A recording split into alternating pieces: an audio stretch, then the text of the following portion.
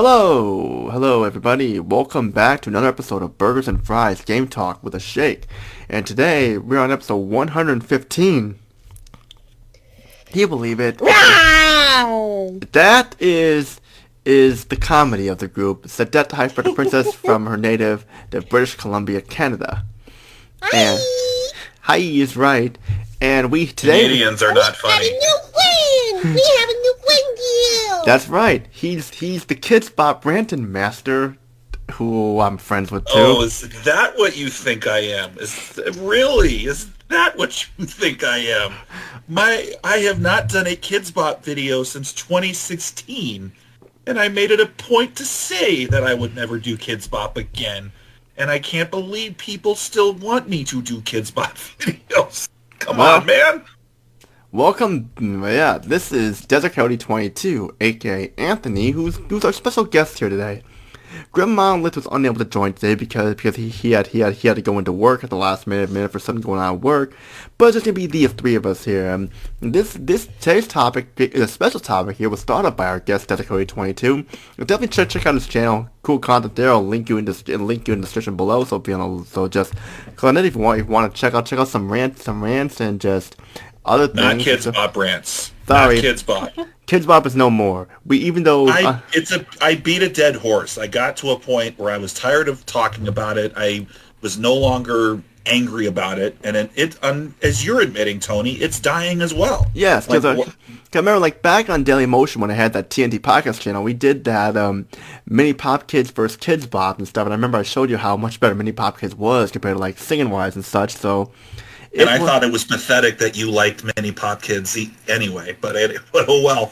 Well, because those kids can actually sing and stuff, because I like people who can sing with talent and stuff, so yeah. At least they're better than Justin Bieber. Yeah, well, anything is better than Justin Bieber. Yeah, Mini Pop Kids was from Canada and stuff like that, and Kids Bop was American, and of course it's also Kids Bop UK, which is not even a part of this discussion anyway, because we're not here to talk about Kids Bop. Kids Bop's a dying horse. Thank the Lord. Yeah, and there's always Mini Pop Kids and stuff. You don't really hear much about them.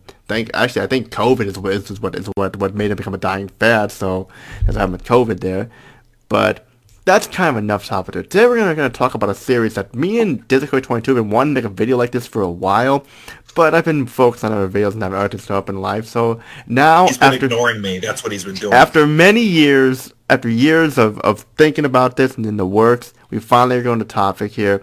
This is on Metal Gear series, and something that DstCoyote22 and I are fans of. And now we never. You can call me Anthony. I don't care. Okay, Anthony. That Anthony and I are fans of here, and I remember first playing Metal Gear Solid when I first played the demo of it, and I thought it was gonna be a mech game because the name Metal Gear Solid sounds like the name of a robot mech game and stuff. And we all know. Well, you're technically mostly wrong because. You are right that it's the name of the mech parts. Of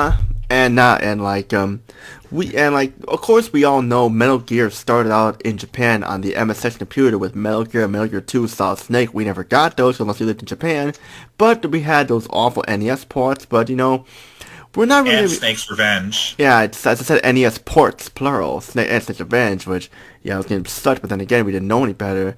But well, Snake's Revenge wasn't officially canon, Kojima said. He didn't have any involvement with it. Now did he have with the NES Metal Gear game. So yeah, he wasn't behind.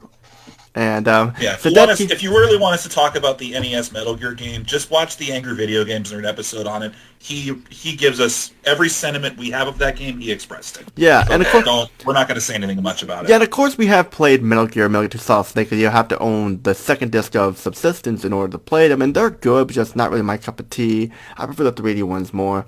Those games are just really hard, and just I just don't know how to play them, how to play them, so I just yeah.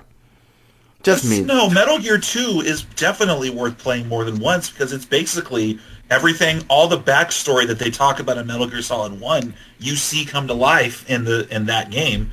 And if you look at it closely, you realize Metal Gear Solid 1 is a 3D remake of Metal Gear 2 Solid Snake. There's so many similar missions and storyline turns that make it very similar. And I'm guessing Metal Gear is like a 2D port of Metal Gear Solid 3 Snake Eater then? Just got a big boss in it?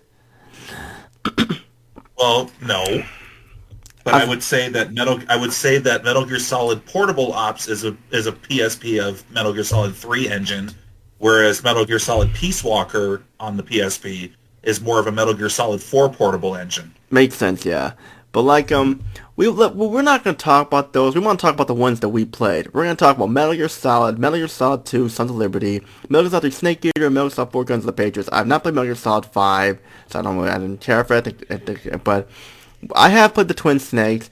Anthony knows my opinion on the Twin Snakes, and I have played. But your audience doesn't. Yeah, but we'll talk about that. Yeah, and VR missions. I have a copy of VR missions, and I have Subsistence. So I got a lot of Metal Gear games. So many of them. I have zero experience in terms of playing the games, but I do have some experience with knowing little bits and pieces of the stories of some of the games because I've watched a lot of countdown videos.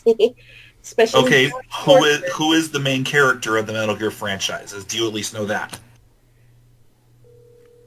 Yeah, we know that it's Solid Snake, or if you want to get Metal Gear Solid 3. I was about to joke here and say, I don't know, Big Boss? Yeah, that's... Well, yeah, there you go. Actually, you could be right on that one, because he's the main character in a lot of releases. So, Big Boss is a close second, so hats off to you there. Yeah, you were... I was just trying to make a joke! No, that's the thing, is Big Boss is the second character. So, you failed at making a joke, I guess. I guess the joke's on me, then. Well, you tried. Yeah. Sadet, making her funny faces and everything. That's why she's the comedic effort of the podcast there. I remember, like, I already mentioned... Captain! You got it, Sadet and Anthony. Let's continue here. Now, I remember like, Metal Gear Solid was like ahead of its time with, like, storytelling, graphics, voice acting, and you spent more time watching the game and watching the cutscenes because that was a big part of the game. Watching the cutscenes and stuff, but you know... It's like a movie you could play. Yeah, it was like that, yeah. It was like an interactive movie, kind of like FMV games, but it wasn't really quite... Except better than actual interactive movies. Yeah, because like it's Netflix. just... I remember like the review... I remember like one reviewer saying, why would you rather watch instead of go to the movies like that? Simple. Metal Gear Solid's better than a lot of stuff that was in the movies anyway at the time when Metal Gear Solid 2 came out. It also kind of depends on the person's taste of the movie as well. Yeah, because, like, it was a game that, like, was so ahead of its time. Like, you didn't really expect so many plot twists and stuff. Of course, we had David Hayter doing the voice of Solid Snake, and, like, Quentin, and, James, whatever his last name, James Flinders, or as Liquid Snake, who was pretty much, the main... Cam Clark. Cam Clark, well, his name in the PS1 version, he had an alias name, along with Greg Eagles was George Bird for Don Harris and stuff, and all that stuff. So they had different alias names that like Christopher Randolph Otacon, he was Christopher Fritz, and so that's what it was. Right. Well, because in those days they didn't really want actors' names attached to video games because stuff like that wasn't really taking off at that point. So if their name wasn't attached to it, then people couldn't go back and say, you were on that stupid project. Yeah. Well, the thing is, like, can't say I blame them because, you know. When it comes to that, you don't know how the game is going to be like. You just don't know. You don't have an answer and stuff. You don't have an answer. But the funny thing is, like with Metal Gear Solid, is that it took a little time to get used to playing, like with the camera and everything like that, and how you had to sneak. You can't just run this gun blade. You had to sneak because if you get detected, there's no way you're going to stop them. They're going to stop you. You're going to stop them and stuff. They're just going to keep going, and stuff until you hide. That was the key thing, hiding under a box, hiding under a truck or so like that and stuff, you know. It was like, you could actually change the story a little bit here and there depending on how you certain choices there. Like, we haven't even talked about the story, we don't talk about the story, like how nuke weapon stores built on Shambles Island, attack and capture, Next Generation Forces Foxhounds, you play as Solid Snake, call out of retirement, and your goal is simple. Rescue hostages, and rescue hostages and take down the people members of Foxhound, and of course destroy Metal Gear, and that's basically what you do. And of course, like, it's just one of those things where, like, this game has so much dialogue, so much content in it. It makes you wonder how the game how they would have put this game on the N64. I kind of wonder what they would have done with it on the N64. I think it probably would have had no voice acting. It probably would have just been all text and stuff. Probably wouldn't have been as good on the N64. But considering what they did with Resident Evil 2 and the N64, you gotta have to wonder maybe they would have been able to get by with using an expensive cartridge. Yeah, I can imagine it would probably be pictures and text. Yeah. I believe so. But hey, we're not here to talk about the Nintendo. We're talking about PlayStation. Yeah, PlayStation. The best game console in the world, yo! PS1. Sadet knows it. I like the 2. Well, yeah, PS1. Well, it had my favorite game. Tekken had my favorite video game, Tekken 3. Hell yeah, that's why I'm saying it's the best damn console in the world. PS2 had my favorite game, MGS3. Well, spoiler alerts. Well, the PS2 had my brother's favorite game, MGS2, Sons of Liberty. That's my brother's favorite game of all time, MGS2. So beat that, Anthony. I'm just kidding. Come on, we gotta have some fun. Okay, so what was the game that you played first? Simple, Metal Gear Solid. Was it the Twin Snakes or was it the PlayStation version? Well, it was the GameCube version, but later I got the PS1 version because I thought, here's the thing, I thought the Twin Snakes was its own game. I didn't know that, but when I did play both the GameCube version and Metal Gear Solid, guess which one was better? Anthony knows the answer, but what does Sadet know? GameCube? Wrong. PlayStation. No. Believe me, the GameCube. Sorry, boo. The GameCube version Don't call me boo. You're holding a boo. You're holding up a boo. Yeah. I may be holding a boo plush, but don't call me boo. Ah! So why did Twin Snakes suck despite having it's supposed to have the enhancements from Metal Gear Solid 2, so why did Twin Snakes suck and yet the more primitive regular Metal Gear Solid, why was that one better, Tony? One of the reasons, the voice acting was one of the main reasons why, and they made the game too easy with the first person view and stuff like that. Like, it made like the first fight with Revolver Ocelot way too easy. You can just stand in a corner and just shoot. And the fact, like, it's just all these over the top cutscenes were pointless, and the fact that everything had like a shade of bluish gray in the cutscene stuff, and it's just, we don't need to have everything look all Matrix looking and stuff like that, you know? I mean, I understand people like it because, like, but that is an overrated game. And the funny thing is, it's very pricey these days, you know? I'm happy with my original Metal Gear Solid any day. Okay, so what about the gameplay of Metal Gear Solid 1 do you really like? Well, I like how it has a challenge factor to it where you have to think on your feet. Metal Gear Solid Twin Snakes, you can just shoot in first person and stuff. That is true. But you gotta admit, I'm not sure if it was the second or third game, but one of them had Psycho Mantis reading your memory card. That was on both of them. If you had That's right. That's the first one. Yeah, that was like Psycho Mantis. You play Castlevania Symphony of the Night, or I don't remember what else it did. And then it looks like Anthony's cat. And the only way to beat him is to move your controller to the second port. And look, that got me the first time. I remember that got me. Yeah. I remember, what the hell? What do I got to do? And speaking of which, another part where they broke the fourth wall was where they said, "Oh, Marrow's contact info is on the back of the CD case." Here, the funny thing is if you got the actual release of Metal Gear Solid, like the actual jewel case, it had it on there. But if you did it like me, I bought it from GameStop. I bought a used copy. It did not come with the actual jewel case. It came with just the discs. And how'd you find out? How'd you find out? I ended up looking up online. And then I found out why they kept saying it was on the back of the CD case. And so I remember being so stuck. What the heck is going on? Creepy. That is and then really I found out what you had to do. But that's the truth. That's the true story. Yeah, because in the GameCube version, Cause on the GameCube version, and look, Anthony's cat is in here, so let the cat come and join the fun. And I know Sadet has her cats in the room too. I have no cats, sorry. Actually, neither of my cats are in my room now. Well, still, like, hello to Anthony's. It's not like the audience is going to see my cats. I know, just laugh at it. It's just a joke and stuff, But like, here's the thing for the GameCube version. My cats are not a joke. Yeah, like it's just the funny thing is like the thing is like with the GameCube version, it says it should be on the back of the package. When I thought package meant box, box package, and like it meant the game case and stuff. But like it's just like yeah, that's what it is.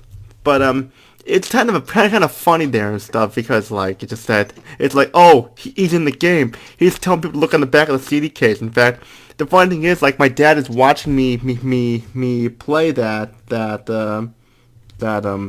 when I was playing and stuff. My dad's like, what does he mean? And I show him, look on the back of the CD case and stuff. And that's what it is, and that's like what he was talking about. And it's just kind of funny because it's like holy shit, like that was like it's funny because it's just funny is the thing. It's just funny. Now, when you get to Ocelot's torture, what did you do to pass it? Because it was so fucking hard to do it normally. Did you figure out a way to not submit to Ocelot's torture? Well, here's the thing. Here's the thing. I pressed the select button and just gave up, but then I realized that was the way to get the bad ending. And I was looking like, how did I get Meryl to die? And then it turns out you had to give in to the torture. So, did you ever figure out how to get the good ending? Mm-hmm. So, what'd you do? Had to give in to the torture and keep pressing that button. No, the good ending is Meryl survives. The bad ending is with Otacon. Yeah, that's it. That's it. The Meryl ending one. Like I kept pressing the button over and over and didn't press the select button to give up. Is what I mean. So if you got the bad ending, you got the stealth camo.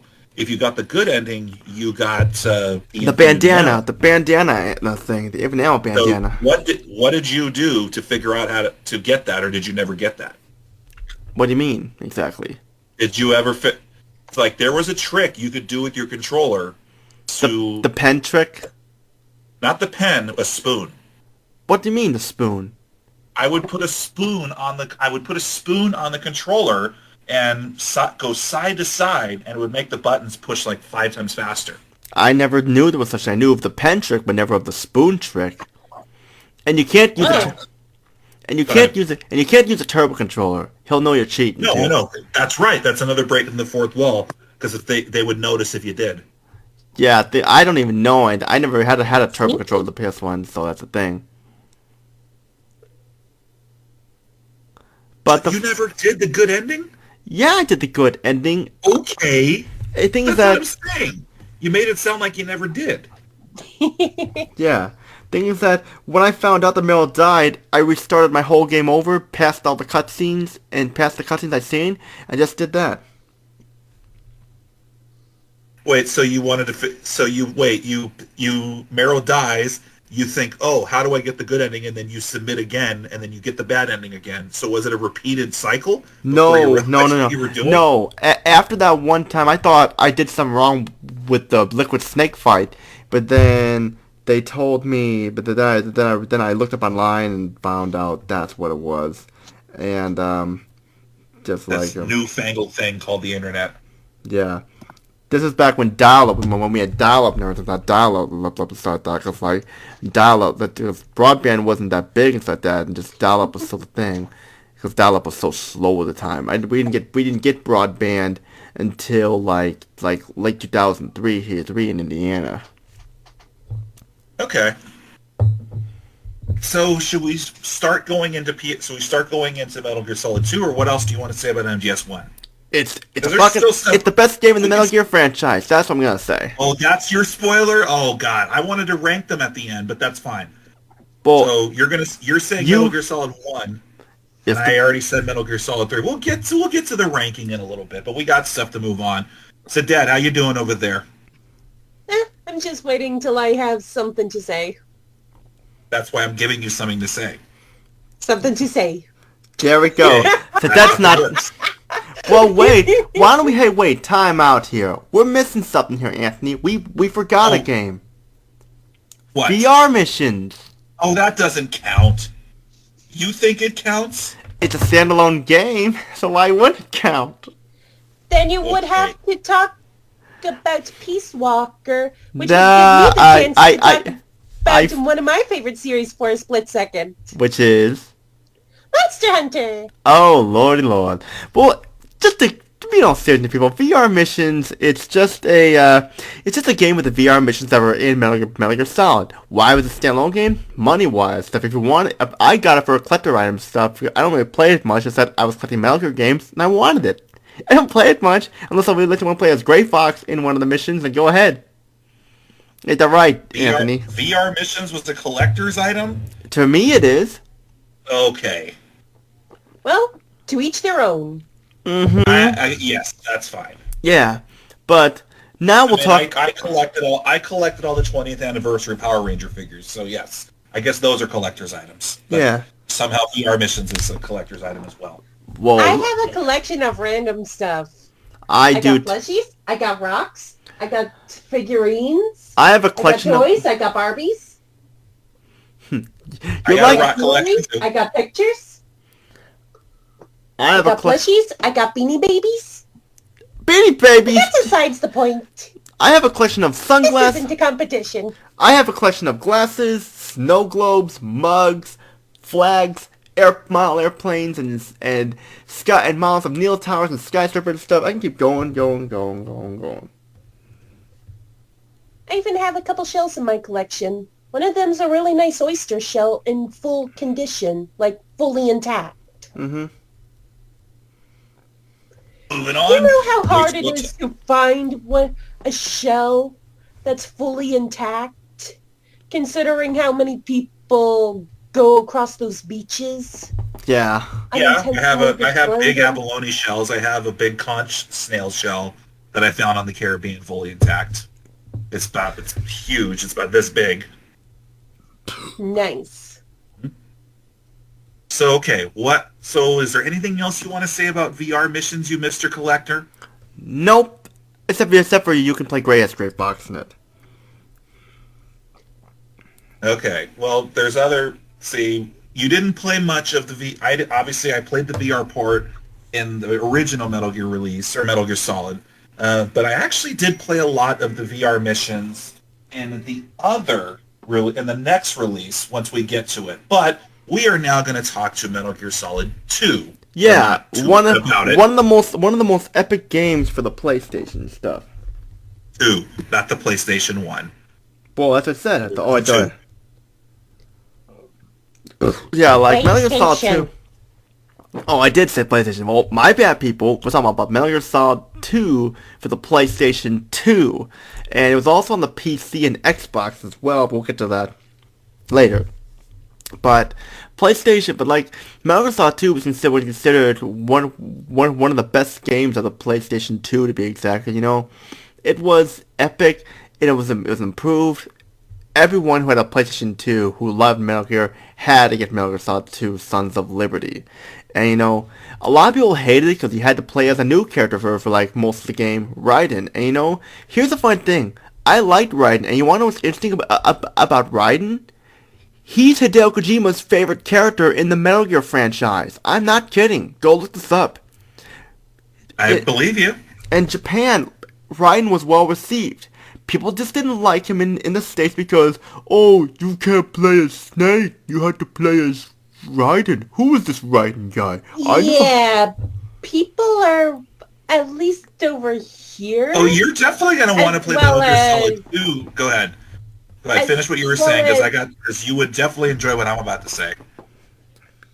I would continue talking. Are you done? You're going to continue talking. I'm done for now. Okay. Yeah.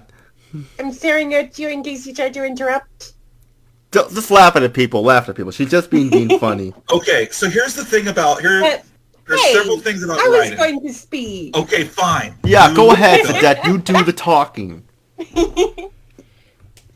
A common thing with whenever changes occur, like who's the new main character, when the main character has always been this guy, or why has this control setting been changed when it's always been this way, or why these mini games work so different compared to their previous incarnations. Yeah. And like, Mario Party's been hit with that a lot. Several other games been hit with that a lot. Pokemon's been hit with it, which is honestly starting to lose its magic until they figure out how to bring that magic back into their 3D games. yes, exactly. And you know, like, I remember It's like, just a thing with the fandom. The fandom's going to do this every single time. Which is why I So- sometimes dislike fandoms. Here is They going to can be bring a out the reason. best and the worst. Here is going to be a reason why you would love to play Metal Gear Solid 2, Sadet.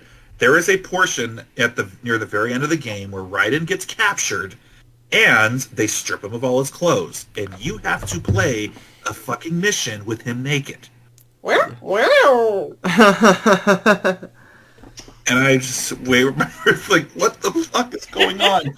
And he covers his dick, but there's points where you could actually still fight off the enemies with him naked, and he still manages to punch and kick everybody while covering his crotch. it's funny because like That sounds funny and hot. There you go. it's funny that people hate the game because of Raiden said that. No, because like, you know what, Raiden, I like Raiden better than Snake. Time to get a new character to some action like that. You know, let's just do that. What I did like for Raiden was it gave you kind of and that's the reason why Raiden was put in, was so you could approach it from a different angle instead of always through Solid Snake's angle. Now the funny thing that I had with Raiden is Metal Gear Solid 2 was the first game in the series that I played.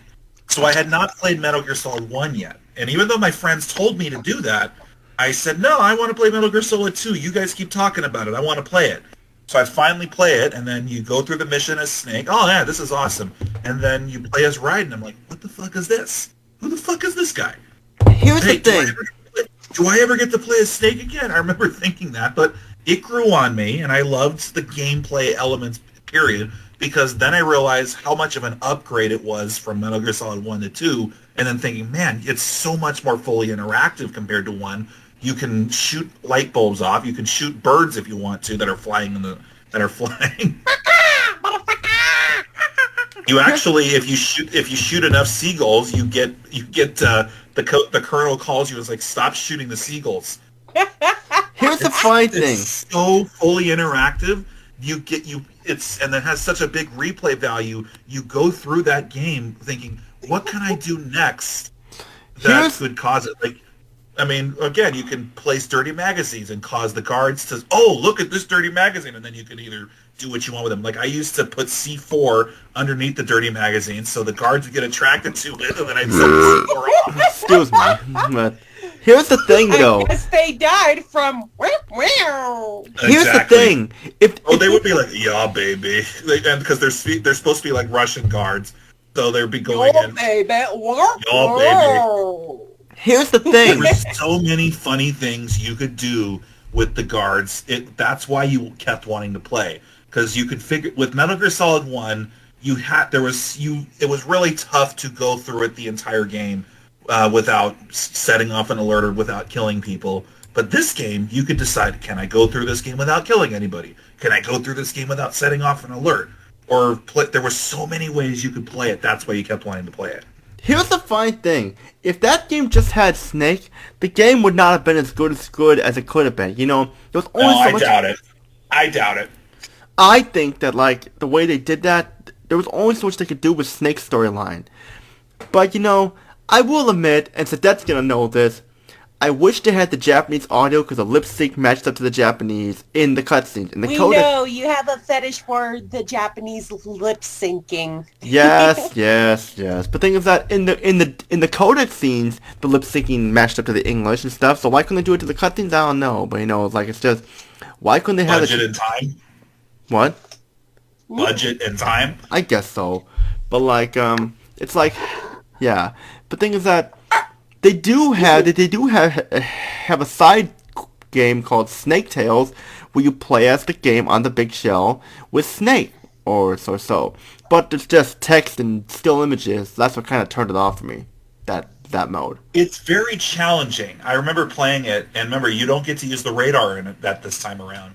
So it added a whole other challenge to it. And the other thing that I really liked about the Substance stuff was the extra missions in VR. So there were bomb disposal missions. There were missions. There were sneaky missions. There were kill off enemies missions. But what I loved about it was you could go through certain parts of the game. So is there a part of the big shell you want to go through as Snake? Oh, you can do that. Or is there a part, and you could also do parts of the tanker mission as Raiden. True. So that's what I liked about it. So there was so many ways you could replay. And that's what I did love that they did do with the Metal Gear Solid 2 HD edition, was including all those Substance missions, minus the skateboarding thing. But it added so many more hours to that game because there were just so many new things you could do. And then you can unlock. So you can unlock Pliskin in the extra missions and then go through the game that way. You can unlock Naked Raiden if you want to and go through that way. Or you can unlock Raiden as a ninja and go through it as he does with the sword and go through him as a cyborg ninja and then just slice and dice everybody. Instead of it just being that one final part in the game, you can do many missions with him as the ninja. So I could play Hot Raiden if I wanted to, if I unlock it? Absolutely. Wow. Yeah, because like... If I had that game, you definitely know I'd be having fun looking at that ass.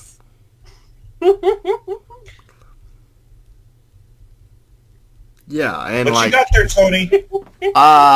Nothing. It's just You're my losing microphone. control of your show here. Looks like it's maybe the princess there from Canada. Yes. Yeah, in fact, like the whole, it's like we didn't mention one thing, Anthony. How you could use it in the codec scenes, you can move like the characters around the codec scenes. They just move around with the right analog stick, with the analog sticks. You could also press the button during the zoom codec in. scenes and you can press the R1 button or one of the solar buttons and actually get their thoughts as they're talking. Yeah, I know that. Know that? Wait, do what? Yes. Like press the button to like fast forward and stuff? You can not press forward. You can press the shoulder button, and you would hear Snake's thoughts. I didn't know you could do that. God damn, Tony! There's so much you can do.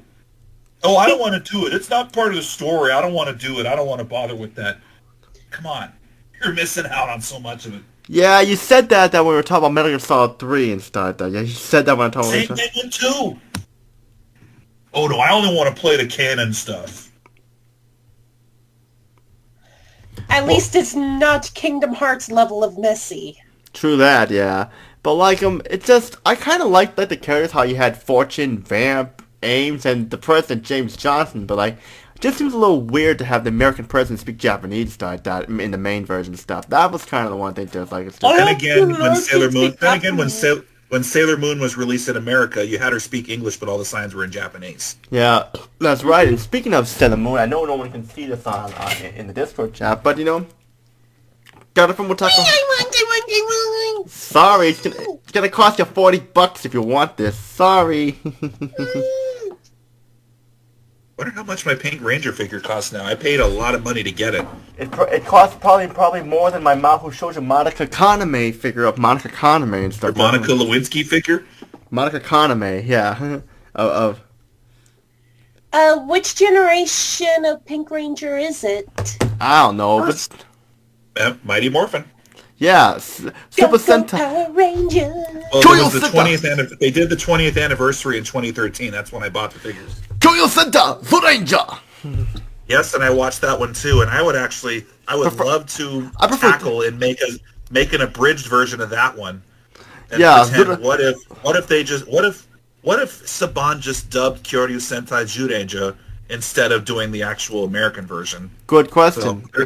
Well, yeah, like it's just cause like yeah, that'd be awesome. That's a podcast for another day, right, Anthony? That's a project. That is definitely another podcast for another day. But that is definitely an abridging project that would be well worth spending time on because you could do so many funny things with it. Oh yeah, you can say that again. Speaking of abridge, I miss watching abridged series. See, I was so sad when they said that they're not doing Dragon Ball Z abridged anymore. I get it. Yeah. But because I watched them when they were still on Doug Walker's site is when I started watching them. Yeah, but like it's just all that there. But like we haven't talked, but like there's also Metal Gear Solid 2 Substance, which was how you could play the game on. We are kind of talking about Substance. Well, yeah, but like we haven't talked about like how the skateboarding mode and how the subtitle font is different. Yes, I know. Skateboarding mode. That's why they don't include it in the HD edition. I thought it was an interesting idea to have Raiden or Snake.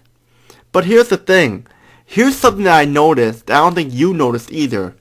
The subtitle font is different in Substance than it is in Sons of Liberty. Did you notice that? Why does that fucking matter? I'm just telling you what I noticed.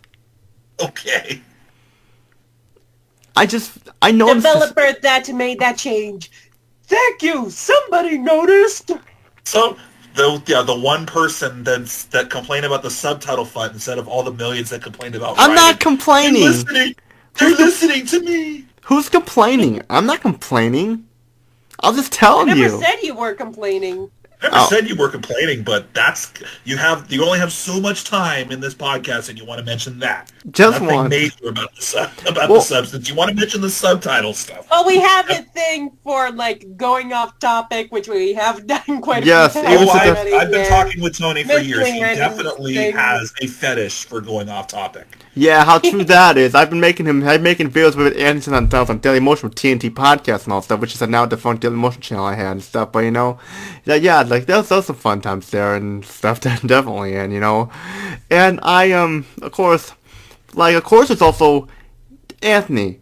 Do you ever heard of the documentary of Metal Gear Solid, the documentary of Metal Gear Solid 2? Did you ever heard of that? It was a PS2 game. I remember hearing bits and pieces about it, but I never actually watched it. Well, here's the funny thing. It's got all the cutscenes from Metal Gear Solid 2, but here's the interesting thing about it. It's got the subtitles different? No, it's got no audio in the cutscenes. We forgot the voice acting! Nope. We forgot the audio! What? My brother said, that's retarded. Why would they do that? Good question. And of course, Substance has the casting theater where you can like mess around with certain cutscenes and stuff too. I didn't mention. Oh, I loved looking up YouTube and looking up all that stuff. I wish they included that on the HD version, but oh well. I wish there was. It is funny what you can. I wish it was. Yeah, you're right. I wish there was a demo theater where it had all the cutscenes, not certain ones. But what can you do, But like, so it's cool to mess around out there, because like, yeah. We don't want too many people showing all the cutscenes because it will spoil. But that's okay though, because the game is. People who would have done the demo theater would have played the game anyway, so true that wouldn't matter. That's and the demo theater was in the Japanese version, so yeah, I knew that much. But yeah, that's Japanese privilege. Spoilies. All right, so by the way, we forgot to mention something at the beginning of a lot of our videos. What did we forget to mention? Possible spoilers. That's okay. Everyone knows anyway. Oh, the games we're talking about are almost 20 years old at this point. Oh yeah, people probably played them by now. Kids that don't know about them, and then they hear and will be like, "Ooh, yeah, what's this? Ooh, what's this? Ooh." Like I said, she's the comic relief of the group. People remember that. Okay, telling people that Raiden is in Metal Gear Solid 2 is like telling people you beat Bowser at the end of Mario Brothers. Or it's like saying you play as Chris Redfield in Code Veronica instead of Claire for like the second part of the game. This is what I think. That's like saying Ryu does a Hadouken.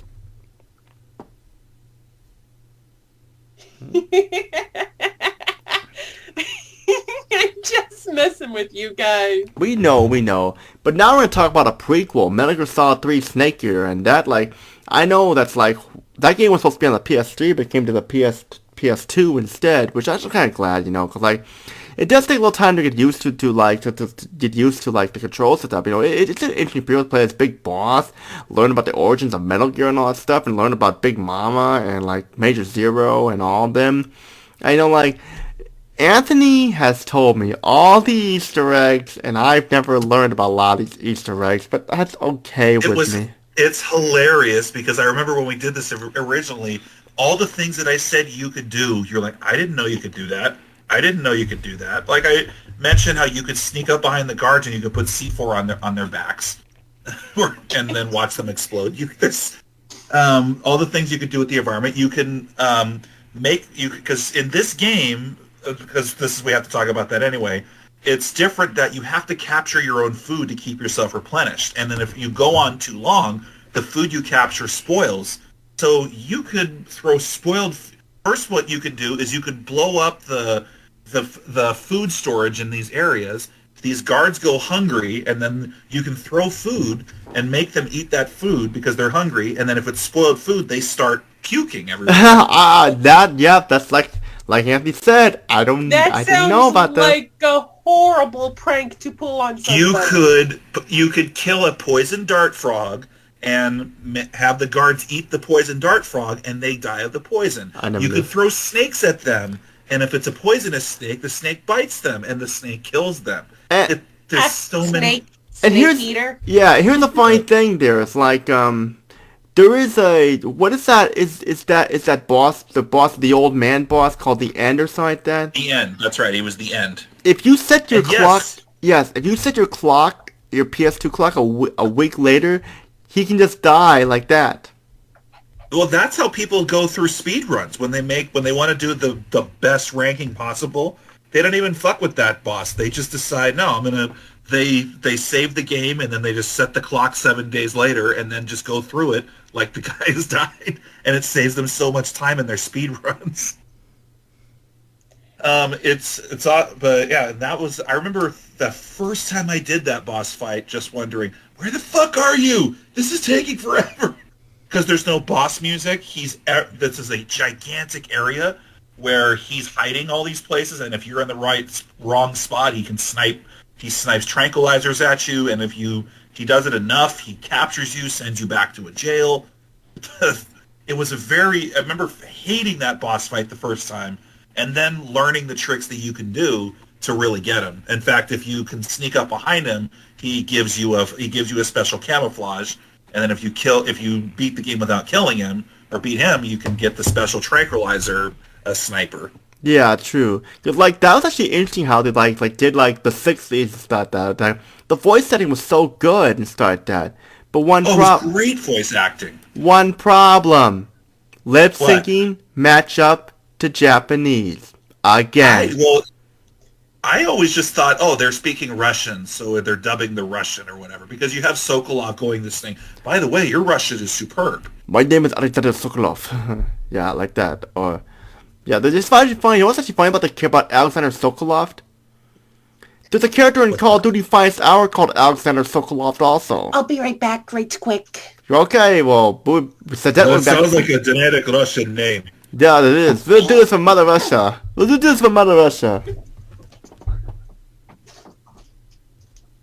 No, but again, yeah, so there's so many... They take the fully interactive environment to the extreme that you thought was awesome in Metal Gear Solid 2, and then they make it even more fully interactive as well, with using the jungle to help hide, using the scenery to help hide. The camouflage! The camouflage!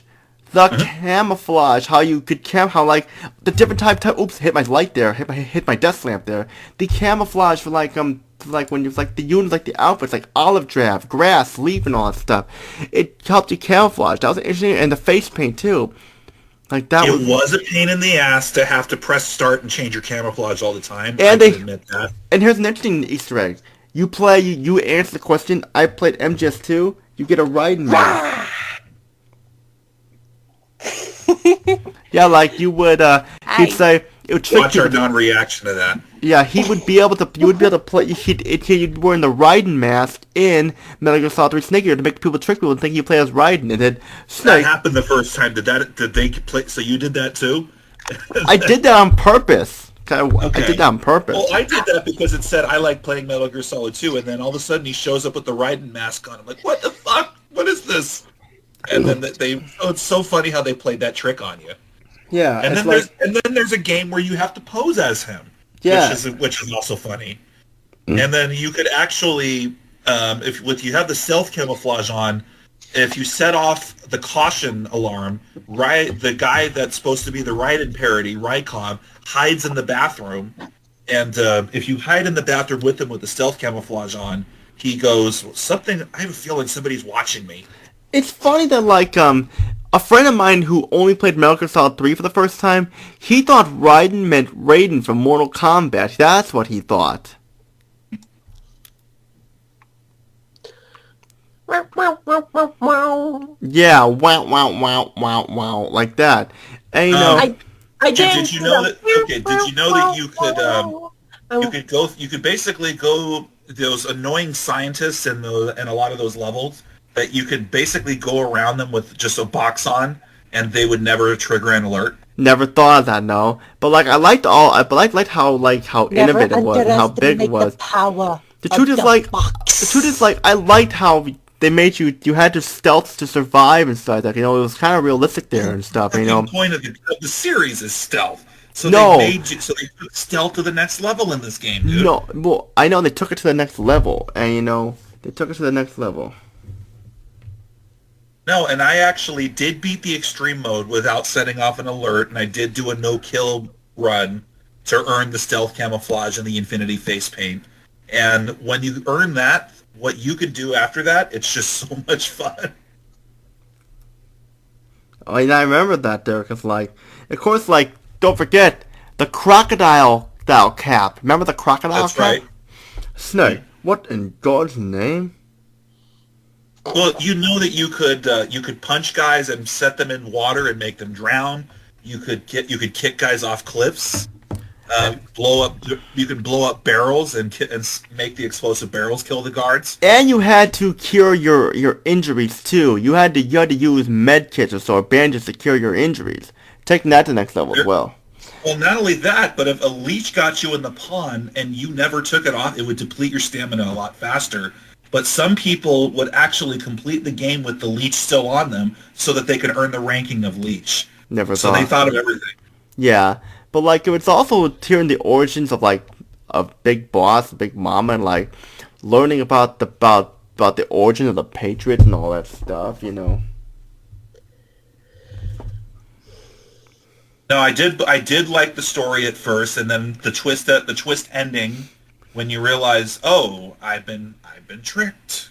Yeah. Oh, of course. They got us again. Of course. Of course. Bonus for anybody that can figure out what I was referencing. I know what you're referencing. You're referencing Raul Julia's Street Fighter. And it's the joke that the Nostalgia Critic always used to do. You ruined my joke. I ruin lots of jokes. I'm very good at that. Yeah, you wanna know? Here's something that I liked about Metal Gear Solid 3. The ending song. It introduced me to one of my favorite bands, Star Sailor. I love Star Sailor. You know, they're like a better version of Oasis and stuff. And I love Star Sailor. That's how I introduced Star Sailor from that game. In fact, when I used to work at a radio station, I played the song "Way to Fall" by Star Sailor, the ending song and stuff, and gave it a shout to all people who like Metal Gear Solid 3.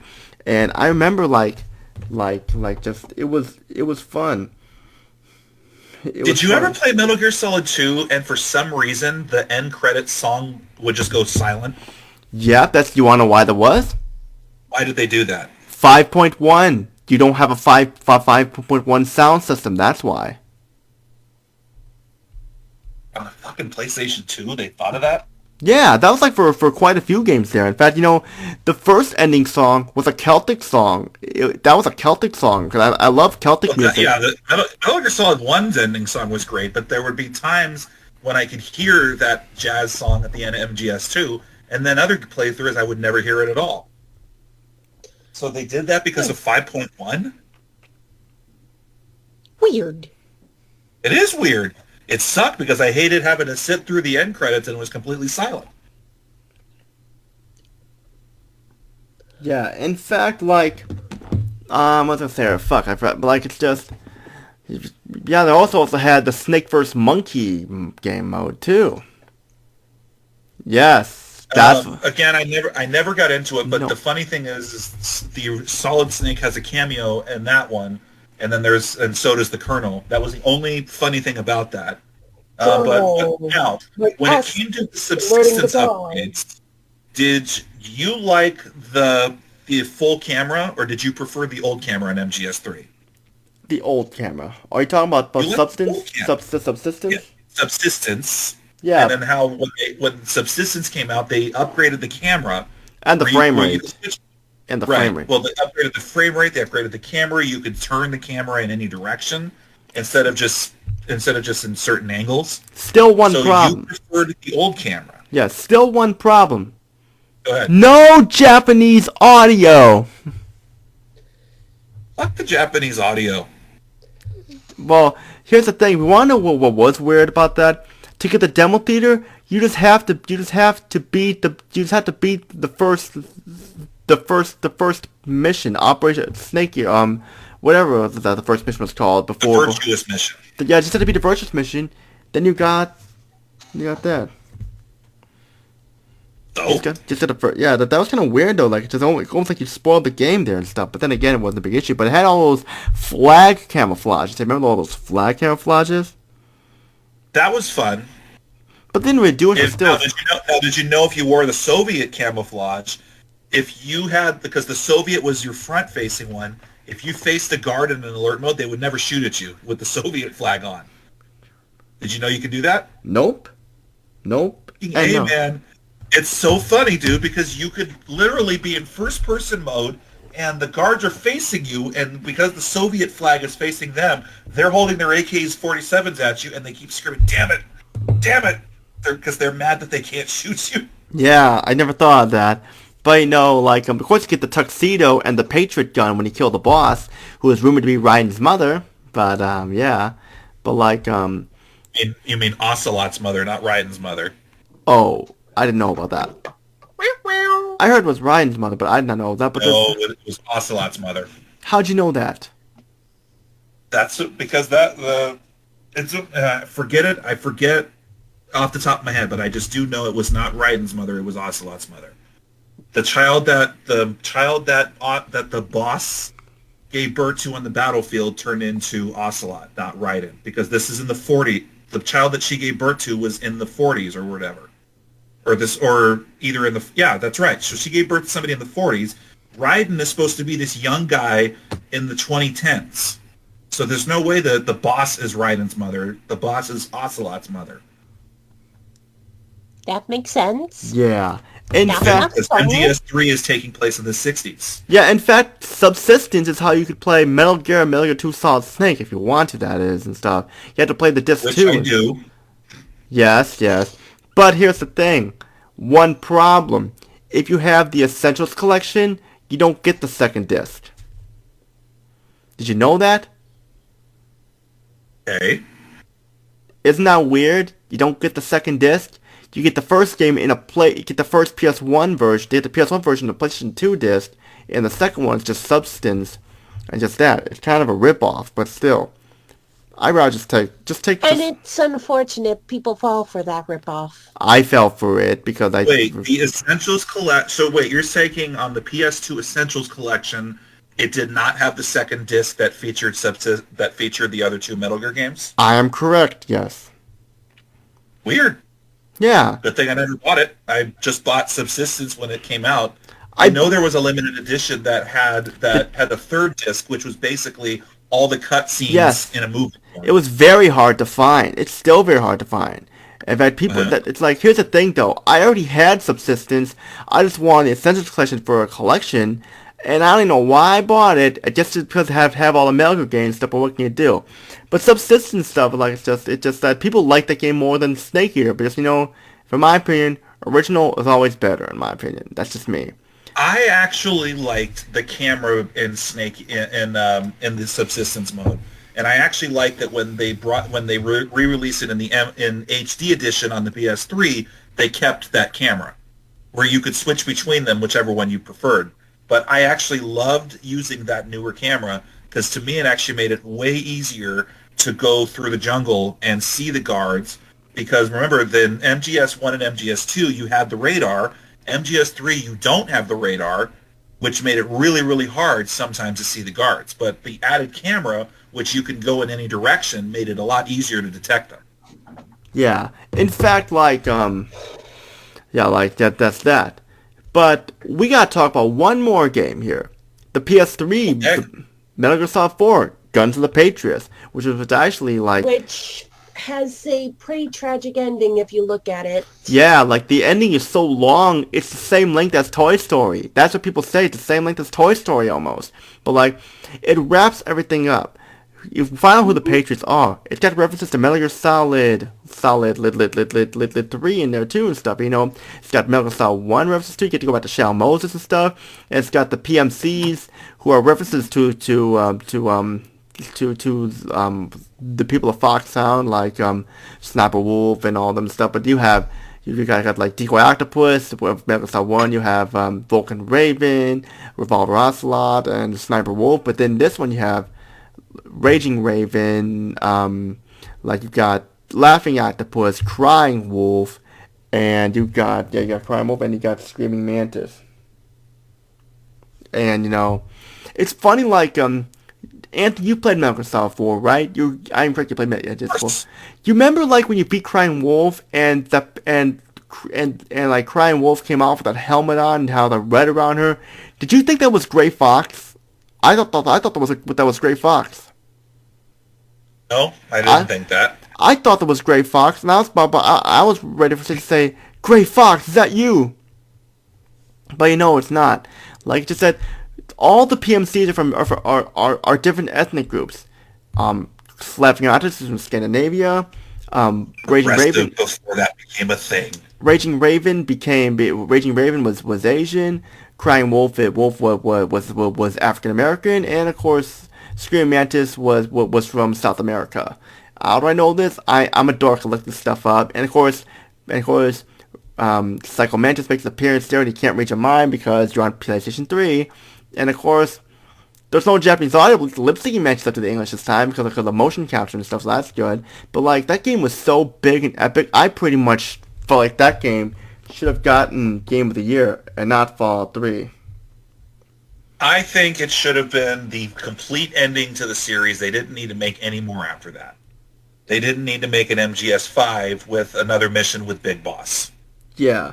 With just Well, if it's successful, they're going to keep milking it until the fandom dies. But at this point, Kojima was basically like, I don't want to do them anymore, and he was pressured into making the last one. Yeah, which one? It's got split into two parts, one of which is a ripoff because it's basically a really small mission, and then a setup to the next game. Yeah, because it's just, of course, Solid Snake is old Snake because he is dying from nanomachines and all that stuff. But it's got. Here's the thing. Nanomachines. We got Liquid Ocelot this time. Here's the funny thing about Ocelot. In the American version, he's voiced by the actor who voiced Revolver Ocelot, but in Japanese, he's voiced by the actor who voiced Liquid. Keep that in mind, no? Well, I remember thinking, okay, this is because it's still Liquid Snake's personality, but he's it's just more into Ocelot's subconscious at this point. Yeah, I know that, yeah. And that just I did like in MGS2 that he would switch back to Cam Clark when it was Liquid Snake coming back out. You know what's actually interesting about the actor Cam Clark? He was a Ninja Turtles actor. And he Or the also voice actor. Teenage Mutant Ninja Turtles. he also voiced Snoopy in Snoopy the Musical in 1989 or so like that. And he voiced Wedge Antilles in Jedi Knight Jedi Academy and Rebel Strike Rogue Squadron 3. You didn't know it, did you, that Cam Clark was Snoopy, did you? Because I don't pay attention to voice acting careers like you do, buddy. That's right. That's right. Something that we should probably look into a little bit more often with certain characters. Yeah, we can talk about our favorite voice actors for a future podcast episode if we want to. But like, I was amazed at how great the game. The game had some really good graphics like that. It brought back Meryl Silverberg. It had this character called Akiba, who is a dumbass. But when you look at him, Well, he's featured in all the games pretty much. He's in Metal Gear Solid 1, and then he actually has a speaking cameo in MGS2. Did you know that? Nope. You can put the directional microphone on Otacon's sister, and as she's going up that sniper mission, those little ramps, you can hold the directional microphone. First of all, you can hear her thoughts on Raiden, making fun of his appearance, and then she actually runs into Johnny behind that platform, so you actually hear Johnny with a cameo there. And then, of course, you have Johnny's ancestor in MGS3 doing the same thing, and then which all comes together in MGS4 with the same Johnny from MGS1. Yeah, because, like, it's actually funny when Johnny reveals his face, he's like some handsome guy, not some nerd or something like that. So it's called Chubb, just that, like, that's interesting. And then you knew he and Meryl were going to fall in love and stuff like that. He knew not all nerds I'm more of a Snake Meryl romance fan, but I get that Snake's not really fit for romance. Right, Snake was Snake. Yeah, it's just that there. But like, of course, it had Mei Ling in it too. It had like, who else did it have? But did you notice how Mei Ling had an American accent in MGS4? And Naomi did. And Naomi did too. It's like, why are they using her accent for twin snakes? I don't know. Why they do that to Naomi as well? No, it's the same. It was the same actress that she used in MGS1, but for whatever reason, she's Asian. She has an Asian accent in MGS1. And an American accent in MGS4. Maybe she became fluent in English because she's been there long or something like that. I don't know, but maybe the voice director said, "Nah, just speak normally." True that, yeah, because that's what I figured. And did you know that? Okay, you know how you can do you can mess around during the codec scene. Yeah. So did you know that when and Jack's girlfriend Rose is on codec support, you can shake your controllers and it actually shakes her rack. Nope, I never knew. They never told you that. But like, you can shake her boobies. Shake them boobies. Wow. Hey, you say too, Anthony. No. Oh, never mind. I'll get three of them doing that, but you know, what can you do? But like, I'm a coyote. And besides, that is my gag. I know. I said a copy. Don't steal her gag, Tony. I've never done that before until now, actually said that, so yeah. No stealing. Stealing is bad. But like, did you notice that there was a cutscene that you could only view in the briefing files? Did you know that, Anthony? In which game? Metal Gear 4. Like, you know, there's I can tell you this. When like, you know, after Sun just only 2 eggs today and stuff, it's supposed to, in the briefing mode, it has a cutscene that you can only view in the briefing mode for some reason. Why? I don't know. It's like talking about the Manhattan incident, and like you understand State Snap's like an introduction. It shows the first time you see Sunny on camera and stuff. It shows her at name stuff, and like the first time just showing the eggs to Otacon and Snake and all of them. You didn't know about that? Didn't pay too much attention to that. Oh, I do. In fact, you know the face camera thing? If you use the Mark II or in the briefing rooms today, and you hit like characters like Otacon or Campbell or like Naomi and Sunny, you can get like face cameras of like Campbell and Otacon and Raiden A and Raiden B. I remembered you can do that. I must have been paying too much attention to the story. But I did know that if you watched every single cutscene in the briefing of MGS1, if you went to that little mode, then it would get you to a secret cutscene where Snake says, "Hey, give me those scissors. I'm going to cut my hair so I don't get confused for Liquid Snake." Yeah, but like cause it's funny because like when you use the Raiden face camo and you see Snake in the cutscene talking like Drebin or so, it's like, it's Raiden, but not Raiden. It's interesting there, I know. Did you know in MGS3 you can put the Raiden mask on against Colonel Vogan, and for a brief second, Colonel Vogan thinks you're Rykov, and actually, Ivan, is that you? Nope. And that gives you a free shot. Nope, didn't know that. That reminds me of pulling the fishing rod at Ganondorf in Twilight Princess. I never, Hilarious. Yeah. But the funny thing is that, like, with MGS just 4, it's like, it just have the face cam thing. It's actually pretty cool there. And, trying to think what else is I love that you could customize your weapon. So I love that you could add a scope, you can add a light or whatever, you can add a grenade launcher to it. Instead of always having to switch between weapons, you can just customize one. And the fun... I did like the system with Drebin where you can buy other weapons. One weird thing though about the weapons is that certain weapons shared ammo, something that has not been done since like the 90s or like first-person shooters like that. That's a little weird that they do that. That didn't bug me. No, it's just a little weird is all, but like, of course, like, being able to control Metal Gear Rex, remember that part? Where you're fighting... Oh, that part was awesome. In fact, what was your favorite of those 5 chapters? Because I know every chapter was basically their own game. That's a trick question there. I don't... Well, like, see, the first one was just, like, trying to use the stealth camo with the skin camo, so like that. Second one was about trying to not be detected. Shadow Moses was, like, trying to, like, it was the memory you had going back to Shadow Moses' stuff. I did love the 4th chapter where it is a return to Shadow Moses. But why? So you're going through a lot of those old areas. But why are they using the Twin Snakes voice acting in the memory section? I don't know, because you can clearly tell. Because they can. Because they knew that TTBurger 88 would be playing it and it would piss him off. Yeah, they probably did. But the third one. In like the 3rd chapter, I think it was, or the second one is where you see Naomi. The second chapter is where you see Naomi. The third one is with where you doing like the stealth to make you look young and trying to like, and you find Big Mama, who's Eva in Metal Gear Solid 3. Sadly, she dies, and you find Liquid's body and stuff, and just that Snake gets burned, and it has that burn on him for the rest of the game. Get that. I wish you could have played as Raiden. I wish you could have played as Raiden in that game. I don't care if people say. I know the main game was going to have you play as Raiden chapters. I know that's. Well, as a cyborg ninja, that would have been a lot more interesting. I could agree with you there. Now, one of my biggest complaints about MGS4 and why I don't think it is as good as MGS3, there is way too many. A, the cutscenes are just way too much, and B, there's too many rail shooting missions where you're on the back of the motorcycle or the back of a tank and just shooting people. Well, I didn't mind that. Well, in MGS3, it was at the very end of the game, and it was just one section of the game. Yeah, I know.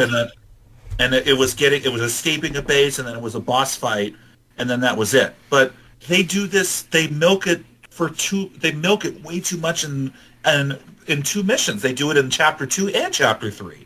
I'm thinking, no, just do it in one of them. You didn't need to do it in the other one. Because in the first one, in the Chapter 2, it's you're on the back of a tank and you're shooting all these creatures or whatever, and then you're doing it again in MGS in this 3rd chapter with Eva, which hey, that's good, nostalgic and all that, but did we really need to do another rail shooting mission? In fact, there's 3 of them. Yes. There's not 2 of them. There's 3 of them because there's one. Then you do a boss fight, and then you do another one, and then it leads to that cutscene where Snake gets his face burned. One weird thing, though, the rail shooter is because the developer thinks that we'd be too lazy by that point. One weird thing, though, is that I loved the sneaking. I loved that in Chapter 3 that you actually had to sneak up behind a guy that was going to lead you to the Resistance, and you had to be dressed in street clothes and a facial disguise. So I loved the sneaking aspects of MGS4. Using your environment and doing all that, but then they oversaturated it with these rail shooting missions. Yeah, but like one weird thing though, Eva crashed into a wall and she gets severely wounded. It didn't look like it hurt her that. It didn't look like it was a bad crash, and she gets very wounded very badly. Well, in MGS3, she gets a tree thorn stabs right through her, and she actually is. That's why you have to escort her. Yeah, well, thing is, like, it was a good throwback there and stuff, and of course it had to have, It looks pretty good for 70 too. and of course like they had that thing in. Are you into older women? No, I'm not. No, not me. But here's the funny thing though. So like interesting. So like remember in Metal Gear Solid 3 how you could press the R1 button in certain cutscenes to see it from like Snake's point of view and stuff. You can do that in Metal Gear Solid 4 as well. So that's interesting there. Yeah. And of course, like the last, especially when Eva was just in her bikini, that was always the best part. Yeah, and of course, and yes, I do swing both ways. Yeah, Metal Gear Solid, and of course, Nothing like, wrong with that. And of course, like, with the final chapter, it's like it's just like you're fighting everyone, and then like Meryl and Johnny kiss, and they get married, and of course there was Roy Campbell with the whole thing, like how he married Rosemary, but just that it was just a cover up and stuff. Mary Rosemary. Yeah, there's just a cover up to protect. It was so he could shake her titties on with the PS3 controller. That's why. Well, no, not really. It was just because he was trying to protect Raiden, aka Jack's son John, from the Patriots and stuff.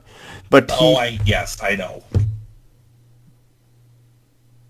Yeah, but like yeah, just like and of course there was also like what else? Oh, of course there was like that flashback shot mostly from Metal Gear Solid 1 where Snake's dreaming and the graphics are Metal Gear Solid are PS1 graphics.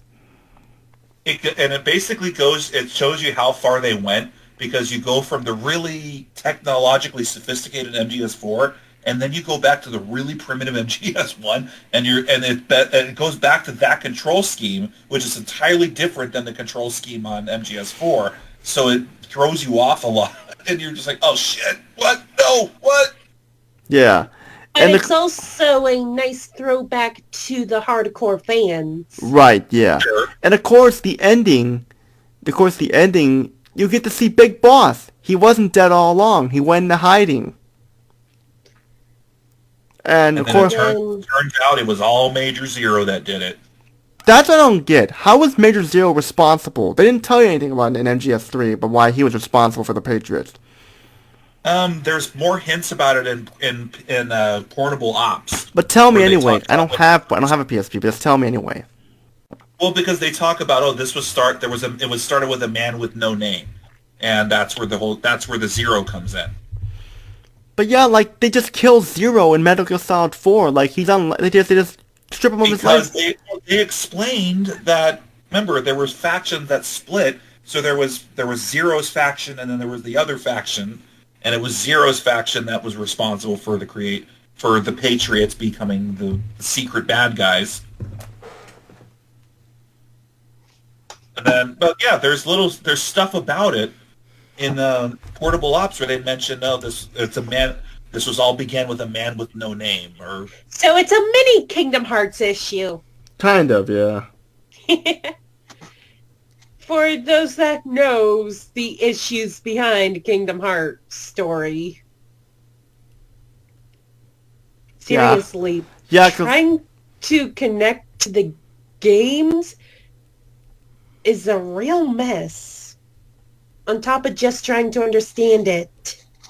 Yeah, because like the thing is that like it ends perfectly. Big Boss dies. You know Snake's gonna die, and of course everyone else is gone. Paramedic's gone. Sigurt's gone, and Zero died. They have Zero die because like he was basically just dead because like he was just in wheelchair bound on life support, just and stuff, couldn't talk or anything.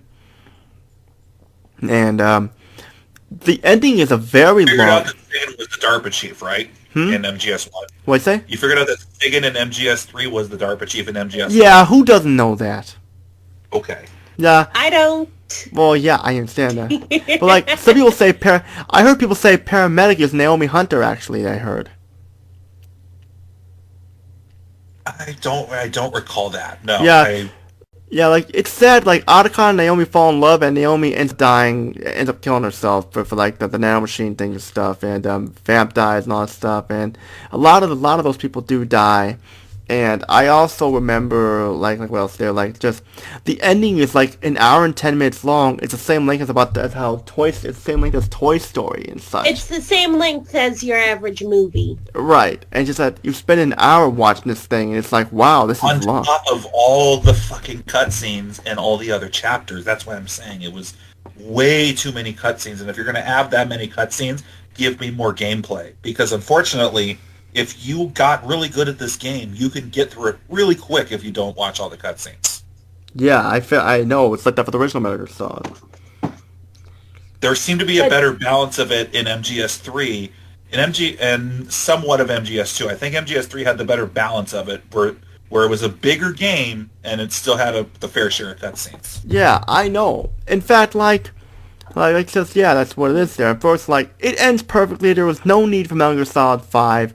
It ended on a perfect note. It's like Zone of the Enders. It end on, like, a very somber, sad, but fitting note. Yeah, it's like, I didn't mind that there was no demo theater because the game was so epic. I didn't care if there was no demo theater in that time and stuff like that. There was no, like Metal Gear Solid 4 Subsistence, or Substance, or whatever it's called and stuff. I didn't mind. What would they have called it? It couldn't be Substance, because Substance is substance. Or Sub? I don't know. Sub-level? Sub. Submarine? Submarine edition? Submarine? Metal Gear Solid 4 Sub. Metal Gear Solid 4, the Sub edition. Or I could have done that or so. But, what could they call it? The Subpar edition. Because, let me show you For a moment, I misheard and thought you said the Scrub edition. Yeah, right. The Subpar edition. Yeah, like, what's actually funny?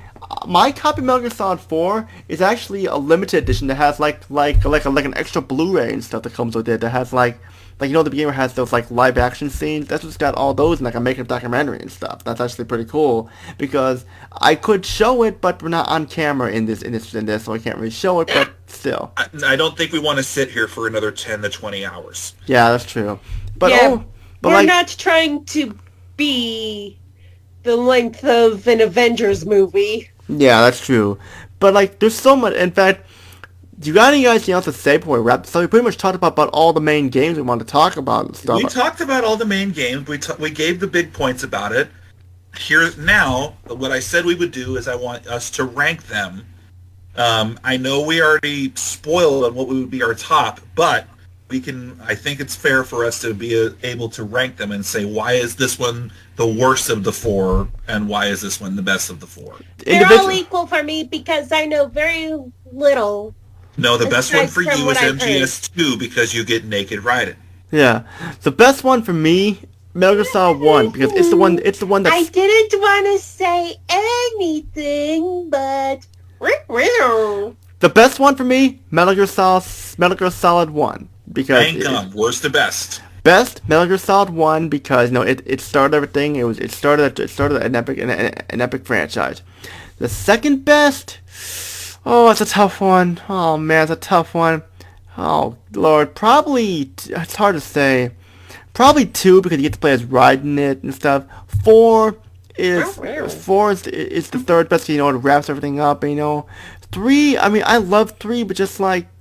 It's the fourth best because it's not the worst. It's the fourth best movie because it's just I just like the one's better. It's all this. It's nothing against them.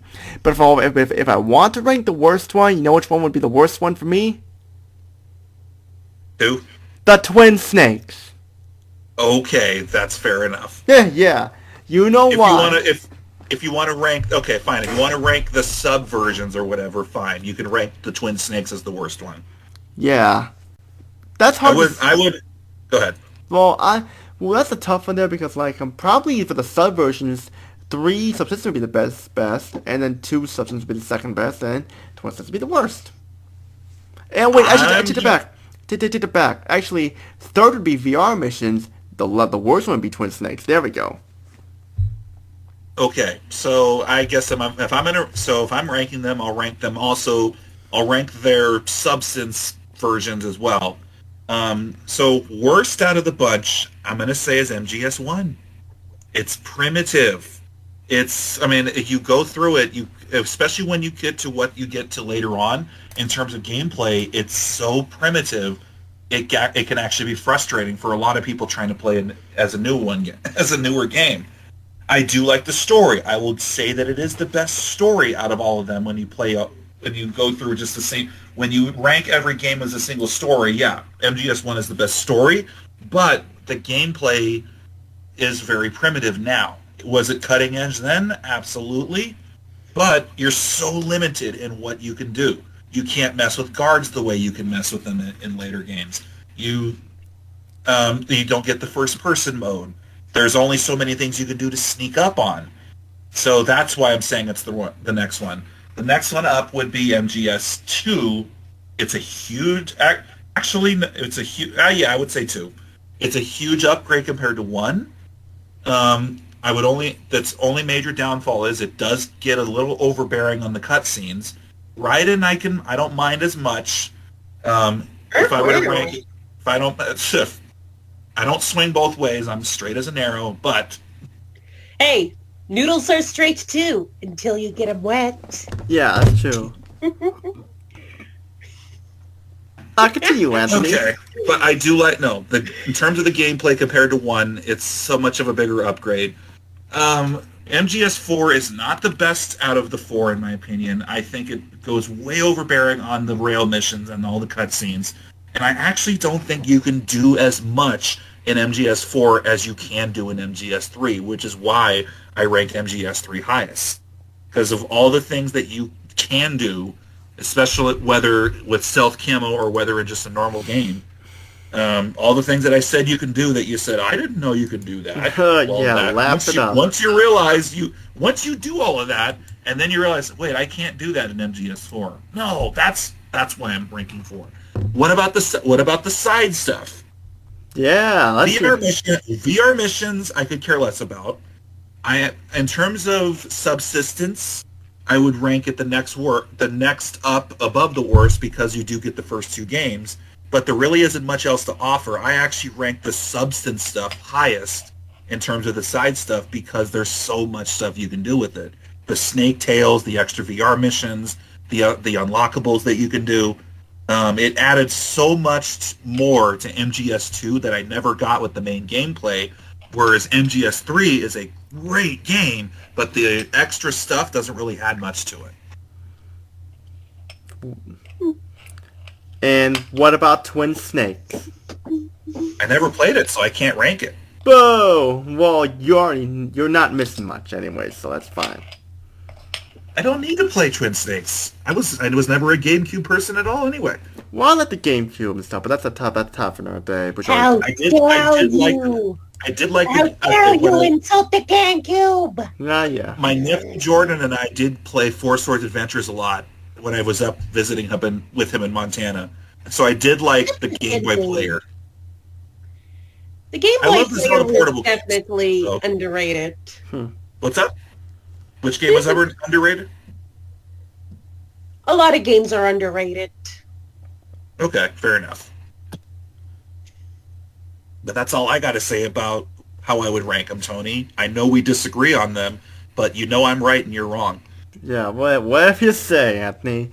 Okay. Now, boys, we all know the best game is Peace Walker because it has Monster Hunter in it. Yeah. Well, Peace Walker. Yeah, I skipped that because I know they had the Metal Gear Solid HD collection, but that's weird though. There's no reason for you to skip it. Well, who says I won't play canon? Peace Walker and Portable Ops were canon. Well, yeah, but I don't have a PSP anymore and stuff. Maybe you could have, even when you did, you could have played it. Well, I kind of did, just that, like, I don't know, there was something off about Portable Ops. Here's the thing, they could have released it on the PS2 and stuff, and that would have been called a day, but you know, like, that's the TT. Yeah. But like, Go ahead, keep talking, Tony. But yeah, like, shoot, I lost my thought, but like, it's just. Like Peace Walker and stuff, just, yeah, but like the Metal Gear Solid HD collection, where's Metal Gear Solid 1? But how can you call it a collection there's no Metal Gear Solid 1? I know it's on the PS1, but you're missing part of the story. You know what, I agree. That would have been a great thing to do to upgrade MGS1 into the higher quality graphics, but not do the Twin Snakes upgrades. But maybe that's why they didn't do it, because maybe people thought it would have been a Twin Snakes upgrade. Did you think of that? No.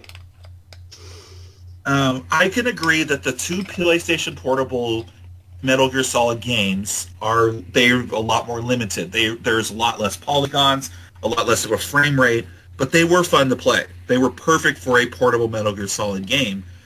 You got to do it. You didn't have to do it all in one sitting. You can just do because it was all sequenced in missions. So when you're done with a mission, you can just save your game and then move on to the next mission when you turn it back on.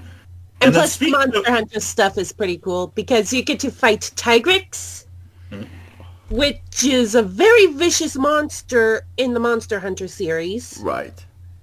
And it's not even an Elder Dragon. How true that is. And Rathalos, who is the poster boy of the Monster Hunter series. And then I believe that they made their own OG monster. Yeah, I know I kind of missed out there, but what can you do? There was also Metal Gear Solid. Go ahead. I played a lot of Portable Ops. I played a lot of repeatedly, and my nephew Jordan and I used to play the online portion a lot. So we have a lot of memories doing that. Peace Walker, I finished the game storyline wise, and then I never played it that much again. So I can agree with you there. Yeah, but like of course also Metal Gear Solid game on Game Boy. Never played it. I have no opinion there. But that's pretty much it about Metal Gear and stuff, you know. What do you think of Metal Gear Acid? I didn't like the card-based franchise. That was kind of dumb there. It was okay. It was fun for what it was. It was an interesting take on it, and I did play both Metal Gear Acid games, not just the one. Well, variety is the spice of life. Absolutely. Yep, that's true. I didn't play Metal Gear Acid 2. I didn't like Metal Gear Acid stuff, but you know, what can you do? I mean... Must be on acid. Yeah, probably. Yeah. That's funny, because people were saying Metal Gear Acid was a remake of the Metal Gear Solid with like card games that when people first learned about, but I knew that wasn't the case. I knew it wasn't the case. But, and there was no voice acting either, which is kind of weird, but that's nothing to complain about, because they had limitations there with the PSP. But, that's pretty much all I can say about we can talk about Metal Gear franchise. There was also that Metal Gear Rising, which you play as Raiden. Didn't really need to play that because that was just a side. For somebody who says I want to play as Raiden, you finally get the chance to play as Raiden, and you don't care for that game. That's funny. I know it was hack and slash. Which I don't mind hack and slash, but still the game could have been a lot better. And of course there was that. There was also what was that the latest Metal Gear what you call it? The one that sucked, the one that killed the Metal Gear franchise, the multiplayer one and stuff. It was on the PS4. Whatever one it was called. Like, I'll look it up here. Hold on. I'll look it up here. I know it was a shit game, and you know. But yeah. Aren't a lot of shooters shit games? It was. Since they're practically almost all Metal Gear copy and Survive. paste. It was Metal Gear Survive, and that game was terrible. Yeah, that was just the fucking zombie game, capitalizing on that trend. Yeah, don't need to say it with that. It sucks. That's all I gotta say. But of course, Death Stranding was kind of like Metal Gear. It had like how the cutscenes like so that it was kind of Death Stranding was kind of like that. That was interesting, yeah, for sure. No. But we gotta say, there's only so many seconds in the day. Yeah, we pretty much wrapped everything up here. There goes my headset. Yeah, next podcast will be on something. Don't say what the next podcast will be on because we never. The next podcast will be on Kids Bop. I'm out of here. No, it won't. Oh dear, he beat me to my joke. He beat me to my joke and stuff. Oh dear, I knew he was gonna do that. Well, I actually had no idea you were going to say that. That's what's even funnier. Yeah, you beat me to my joke. I was just going to say that to get a reaction on you, but you beat me to it. Oh well. Anyways, we kind of dropped saying what our next subject will be since it's been like Well, that's not going to be the real subject. What This is we a joke. feel. This is a joke anyway. Why would people think Kids Bop is a dead franchise and stuff? So there's no point. They just make compilation albums now, so there's no like Kids Bop 41. It's just like Kids Bop hits the 90s or hit Kids Bop this and stuff. So no point in doing that Remember anymore. the shit we used to release? Well, here, you buy it again. Soccer moms. Buy them away. But yeah, that'll be a topic that will never be talked about because Anthony's has limits. There's no point in talking about it. It's like beating a dead horse. Yay! Oh dear, look what I did now. But that's pretty much it. The reviews will continue. Now the flying game month is over as of this recording.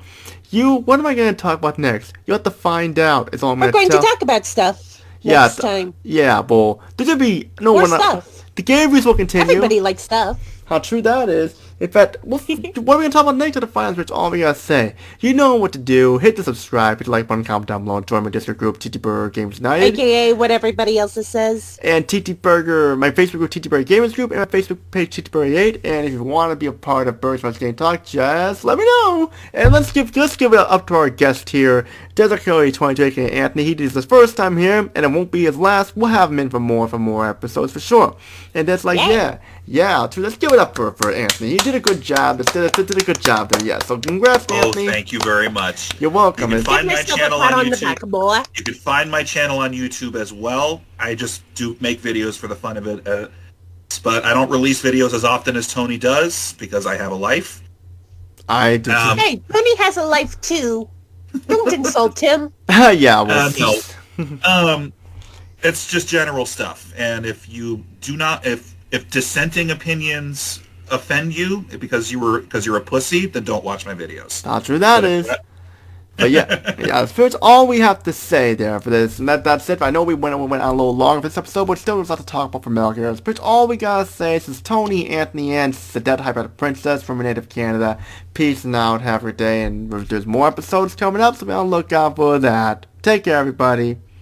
Happy gaming. See you next time. See you next time. Bye. Bye. I was waiting for that. Bye.